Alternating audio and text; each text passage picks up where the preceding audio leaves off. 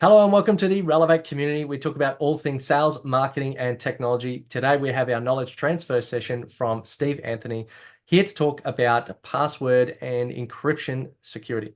Thank you. Take it away, Steve. Thanks, Ivan. I don't know if I can share the screen because there's a very funny webcomic called XKCD, and they just see if I can share this one, but it's potentially very relevant when it comes to passwords and things. And their thing is, if you look at these two passwords, like a potentially common password, we've got Troubadour 3, we've got all these substitutions, can be very, very hard for people to remember it, but it's actually much easier for computers to guess than just 4 common words that are stuck together.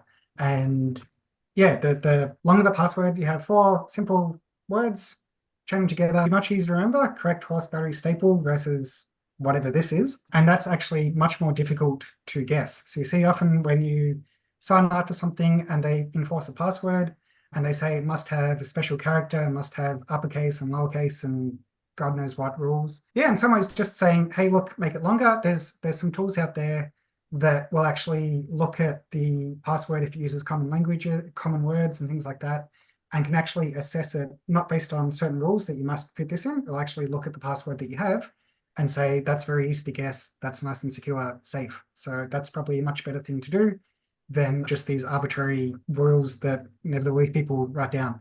The other thing is ever reuse passwords. No, I do it sometimes, but the problem if you have your email address and use the same email address and password at multiple sites, if one of those gets compromised and they're not storing the password securely enough, then yeah, they could try that password, that username and password or email and password in a lot of other sites. Or if you use the same password on your email as on another site, and if they can get into your email, then they can do things like, go to anywhere, forgot password, change your password on other sites and basically get into it. So yeah, I think Avon was talking to Paul and saying doing some stuff with the password manager. But yeah, password reuse is very, very dangerous if the sites don't encrypt them properly. Hey, Steve, can you just clarify something there? Yep.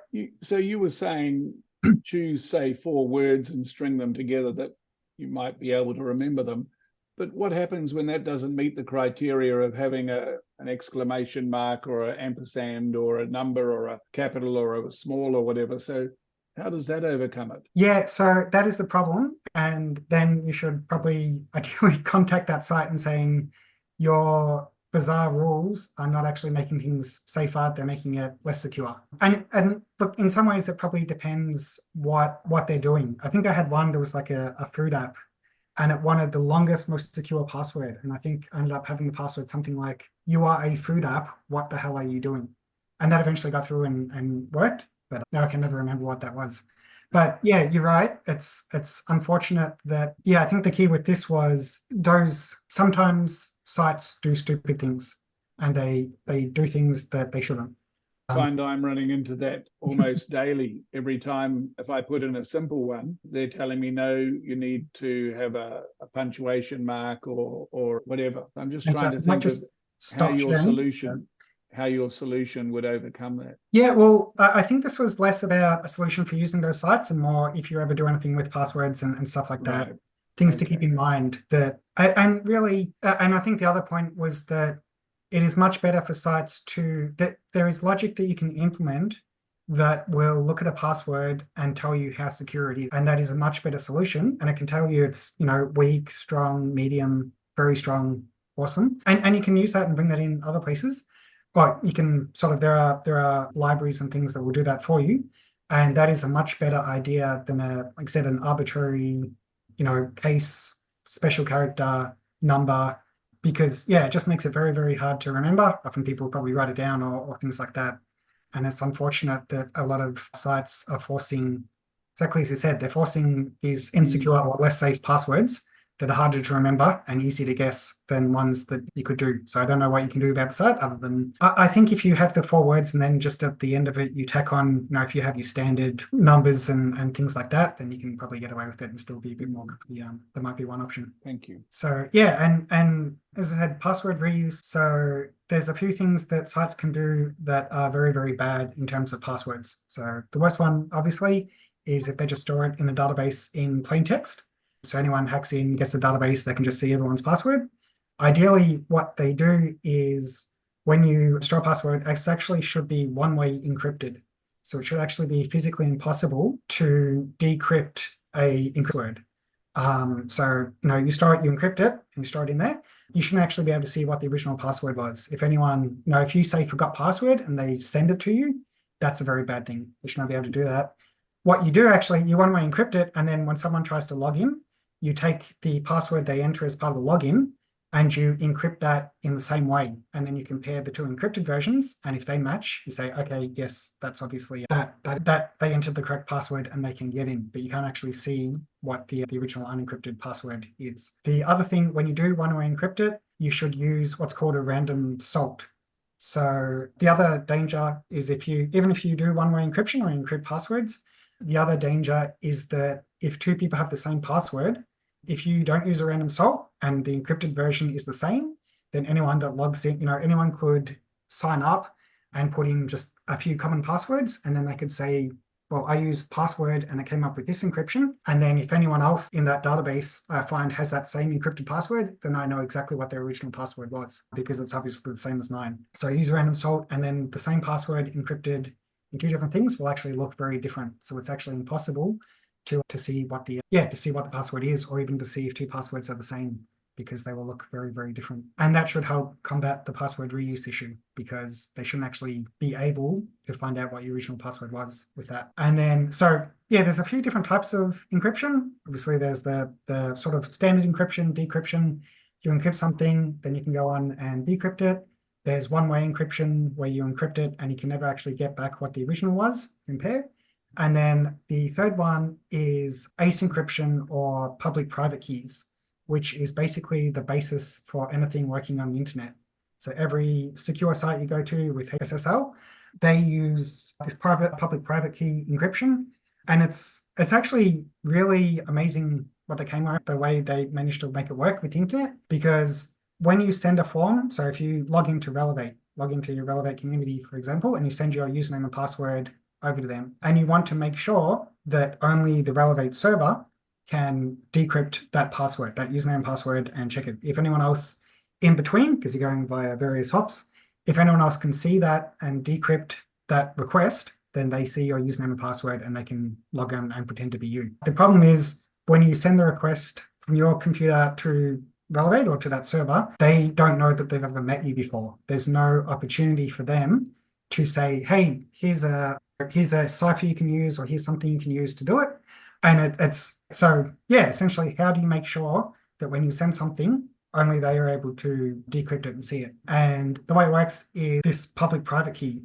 So you get to the server and it will actually, these asynchronous keys that the server generates, they generate a public key that is shared and a private key that's kept private.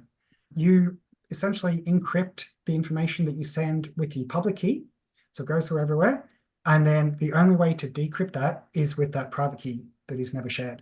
So basically, that once you encrypt it and send it, only the server that generated that public-private key pair can decrypt what you have sent, and your information is therefore safe. So it's a very, very clever way of basically letting two things that have never talked to each other before actually communicate safely and securely. I think if you tried to do it in the offline version of that, if I wanted to send something to Avon and I wanted to make sure that Avon could recover it and no one else could, it's super complicated. I think the only way to do it is you get a box with room for 2 locks. I would put my first lock on and then send it to Avon. He would put his own padlock on and send it back to me. And then I would unlock my lock and then send it back to Avon. And so then he can unlock it and actually open the box. But which is very complicated. I think that was kind of all I had. It's an enigma wrapped in a puzzle, rolled in an enigma. But the whole idea, asynchronous keys, public-private keys, basically make secure things work. Oh, sorry, we have a question. The question is, what's your recommendation for someone implementing the password encryption for storing the historical passwords? How long or how many should be stored? Oh, that's a good question. I think. Do you mind if I jump in there for a second, Stephen? Yeah, please. I can send you through a link, Paran, from NIST. They currently have a recommended set of controls around password security implementation implementation into software development projects. Covers everything from MFA to length to encryption protocols. I'll find that link and bounce it through to you, mate. Thank you. If I may, it'd be good as a post in the community so that everybody could see. Yeah, awesome. And you're all screwed when there's quantum computing. Actually, that is one thing to note when certain encryption is labeled as unbreakable. Ship that was unsinkable. Yeah, well, no encryption is completely unbreakable and completely unsusceptible to brute force. The key is to make it so computationally expensive and take so long that it's effectively pointless trying to break into it. So you can get, 1024-bit encryption, and it would take, these supercomputers hundreds of years to do it. And if they need to do that for every single one, then it's, nice and secure. But as you say, there are possibilities with quantum computing that if they can reverse engineer, take the public key and find out what the private key is. And there's some potential things that they could do that, which is the sum of it. It's the multiplication of two prime numbers and things like that. And they're very large prime numbers and very, very difficult. But yeah, quantum computing could potentially make that easier. But then theoretically, you could use quantum computing to come up with new keys and make it, as long as you use the latest technology to make something that the latest technology can't break, then you might. We might have to hold it there before anyone else's eyes glaze over. And not to get too deep and technical, I think what maybe we could do is if everyone has any more technical questions, make a post in the community and then we can answer it in there. I think that was a fantastic presentation for those in the know. And for those not in the know, I think this is a good opportunity to be in and around more complex conversations rather than the same set of problems all the time. So excellent. Thank you for watching. And if you like that, hold on. Let me pause. Mistakes do happen. I can edit them out. It's okay. All right. So if you've seen that and you like watching the information about cybersecurity, you can check out more great videos at the Relevate community. Go to join.com.au. Check out the next video here.